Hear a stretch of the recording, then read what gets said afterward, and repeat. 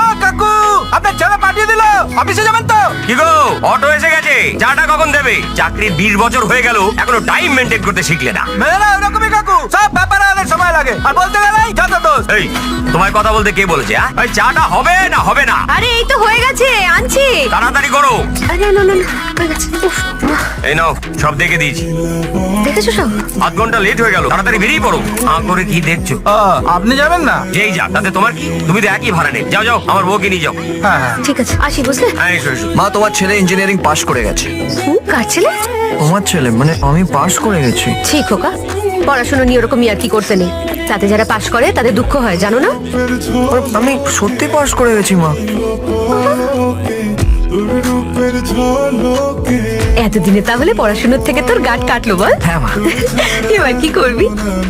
এই একটা প্রশ্ন সব স্টুডেন্টদের খুশি 1 সেকেন্ডে শেষ করে দিতে পারে। আচ্ছা শোন,